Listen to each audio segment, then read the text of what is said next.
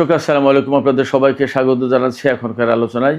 আপনাদের সঙ্গে আছি আমি সিরাজুল ইসলাম।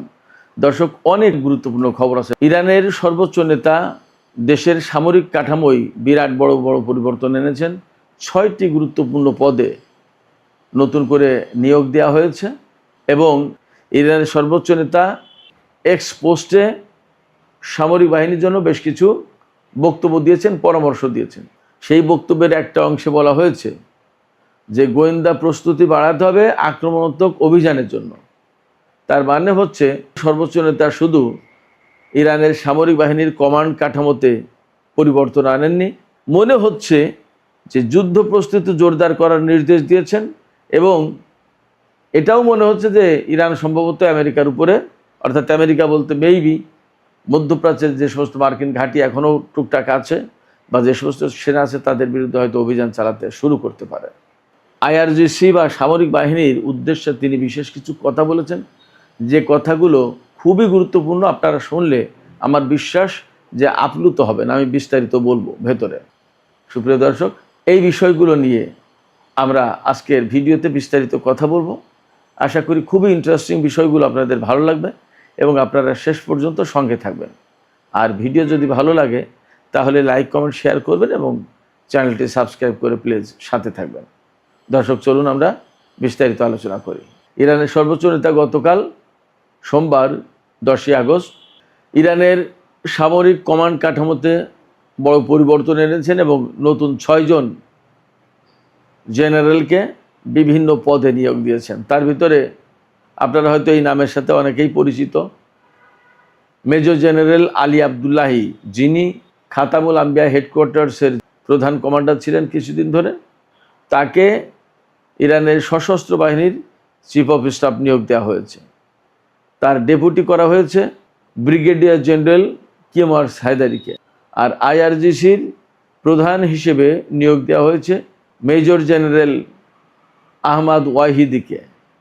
আহমাদ ওয়াহিদি এর আগে ব্রিগেডিয়ার জেনারেল ছিলেন, তার পদোন্নতি দিয়ে মেজর জেনারেল করা হয়েছে। আর আহমাদ ওয়াহিদির ডেপুটি, অর্থাৎ আইআরজিসির ডেপুটি কমান্ডার যাকে নিয়োগ দেওয়া হয়েছেন, তিনি হচ্ছেন মেজর জেনারেল মোস্তফা ইজাদি। এদিকে আইআরজিসির নেভির কমান্ডার নিযুক্ত করা হয়েছে রিয়ার অ্যাডমিরাল হোসেন ইজাদিকে। ইরানের স্বেচ্ছাসেবক বাহিনী যেটা, যার সদস্য সংখ্যা বলা হয় 90 লাখ, প্রধান কমান্ডার হিসেবে নিয়োগ দেওয়া হয়েছে হুজ্জাতুল ইসলাম হোসেন তায়েবকে। এর কারণ হচ্ছে মূলত ইরানের উপরে যে আমেরিকা এবং ইসরায়েল হামলা শুরু করেছিল, সেই হামলায় ইরানের গুরুত্বপূর্ণ সেনা কর্মকর্তারা, কমান্ডাররা অনেকেই মারা গেছেন, শহীদ হয়েছেন। যার প্রেক্ষাপটে নতুন করে সামরিক কাঠামোতে পরিবর্তন আনতে হলো, নিয়োগ দেওয়া হলো। যে জেনারেল আহমাদ ওয়াহিদিকে এখন নতুন করে আইআরজিসির চিফ কমান্ডার বানানো হলো, তিনি কিন্তু একসময় আইআরজিসির চিফ কমান্ডার ছিলেন। পরবর্তীতে প্রেসিডেন্ট ইব্রাহিম রাইসির সময় তিনি স্বরাষ্ট্রমন্ত্রী ছিলেন। তাকে আবার আইআরজিসিতে ফিরিয়ে আনা হয়েছে এই যুদ্ধ পরিস্থিতির কারণে এবং এখন নতুন করে তাকে আবার নেতৃত্ব দিতে হবে। আমি আলোচনার শুরুর দিকে বলেছিলাম যে ইরানের সর্বোচ্চ নেতা সামরিক বাহিনীর উদ্দেশ্যে বেশ কিছু বক্তব্য দিয়েছেন, সেটা খুবই গুরুত্বপূর্ণ। সেই বক্তব্যের কিছু অংশ আমি আপনাদেরকে তুলে ধরি। সর্বোচ্চ নেতা ইরানের সামরিক বাহিনীকে সামরিক সক্ষমতা বাড়িয়ে সর্বোচ্চ প্রতিরোধ সক্ষমতা অর্জনের নির্দেশ দিয়েছেন বা পরামর্শ দিয়েছেন।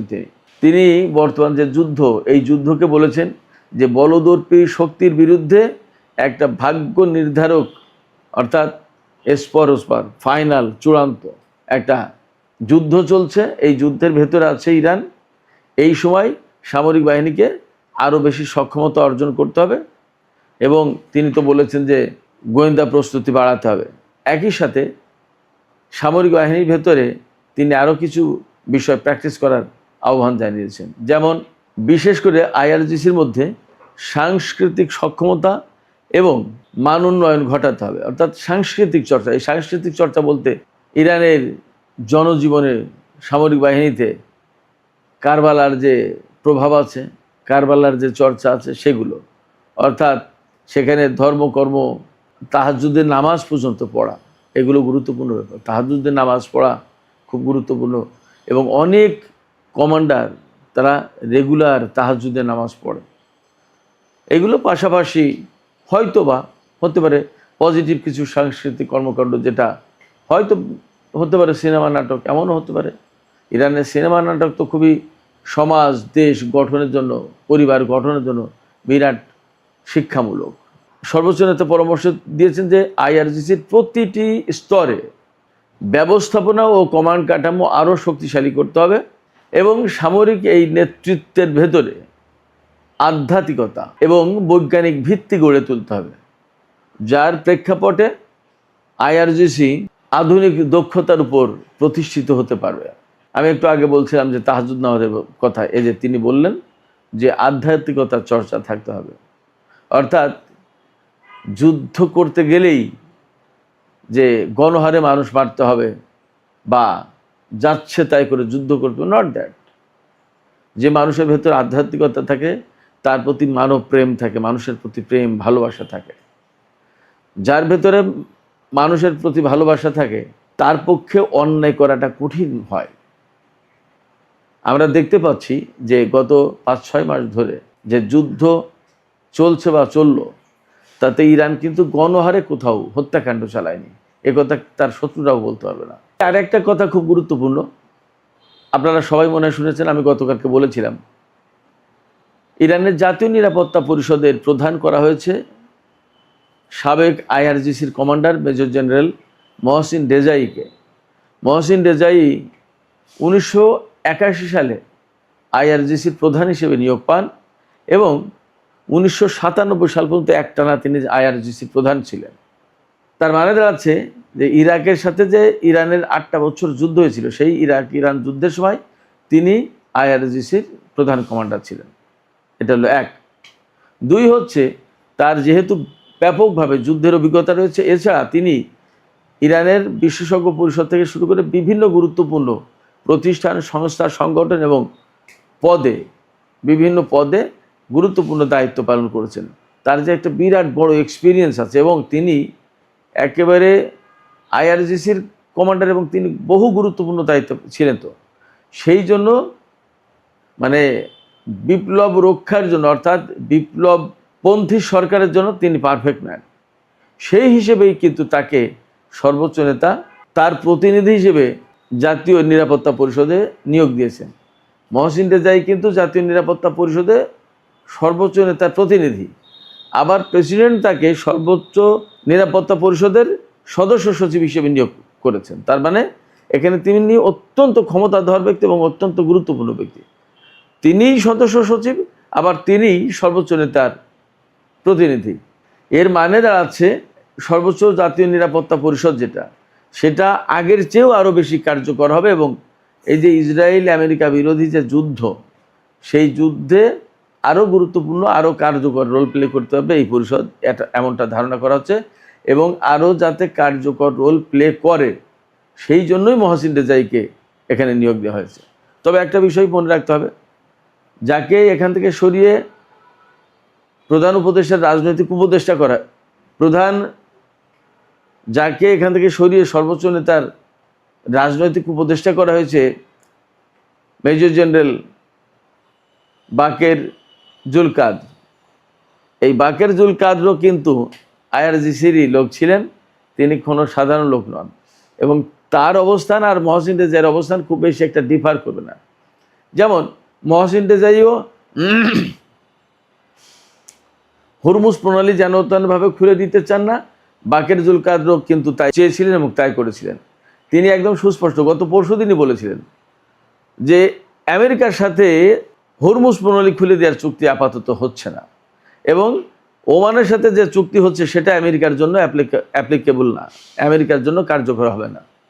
এবং মধ্যপ্রাচ্য থেকে যতক্ষণ পর্যন্ত আমেরিকা সেনা না সরাবে ততক্ষণ পর্যন্ত আমেরিকার জন্য এই হরমুজ প্রণালী খোলা হবে না, বাকের জুলকাদর বলেছিলেন।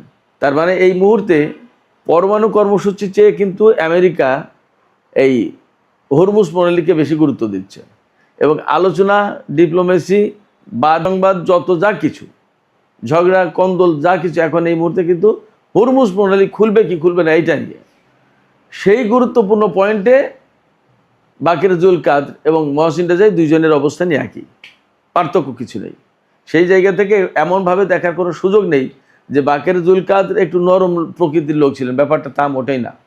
এখানে হয়তো ব্যাপক অভিজ্ঞতার কারণে মহসিন রেজাইকে জাতীয় সর্বোচ্চ নিরাপত্তা পরিষদের প্রধান করা হয়েছে এবং বাকের জুলকাদকে সর্বোচ্চ নেতার রাজনৈতিক উপদেষ্টা করা হয়েছে। হয়তো সময়ের ব্যবধানে তাকেই আবার সর্বোচ্চ জাতীয় নিরাপত্তা পরিষদের সচিব করা হবে। আপনাদের নিশ্চয় মনে আছে এই জাতীয় নিরাপত্তা পরিষদের সচিবই কিন্তু ছিলেন ডক্টর আলী লারিজানি, তিনি তো শহীদ হলেন। দর্শক, সবশেষে ইরানের পররাষ্ট্র মন্ত্রণালয়ের মুখপাত্র ইসমাইল বাকাইর একটা বক্তব্য দিয়ে আমি আলোচনা শেষ করব। গতকাল মার্কিন প্রেসিডেন্ট ডোনাল্ড ট্রাম্প ইরানকে নতজানু করার জন্য আরও ব্যাপকভাবে নিষেধাজ্ঞা এবং অর্থনৈতিক চাপ সৃষ্টি করার আহ্বান জানিয়েছেন মার্কিন কর্মকর্তাদের প্রতি। তিনি নির্দেশও দিয়েছেন। এর জবাবে ইসমাইল বাকাই, ইরানের পররাষ্ট্র মন্ত্রণালয়ের মুখপাত্র, তিনি বলেছেন যে আমেরিকা যে নীতি এতদিন অনুসরণ করে আসছে ইরানের বিরুদ্ধে, বিশেষ করে সর্বশেষ যে যুদ্ধের নীতি অনুসরণ করেছিলেন, এই সমস্ত সব কিছু ব্যর্থ হয়েছে। অর্থাৎ যুদ্ধ করেও তারা যখন ইরানকে নতজানু করতে পারেনি, তারা ব্যর্থ হয়েছে।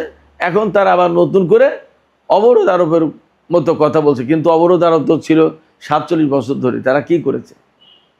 অতএব মার্কিন এই ব্যর্থ নীতি এখানে কাজ করবে না। এটা তাদের হতাশা থেকে এই অর্থনৈতিক অবরোধ এবং অর্থনৈতিক চাপ সৃষ্টির কথা বলা হচ্ছে। তো সুপ্রিয় দর্শক, এখনকার আলোচনা এখানে শেষ করতে চাইছি। আর ভিডিও ভালো লাগলে লাইক, কমেন্ট, শেয়ার করুন এবং চ্যানেলটি সাবস্ক্রাইব করে সাথেই থাকুন দর্শক।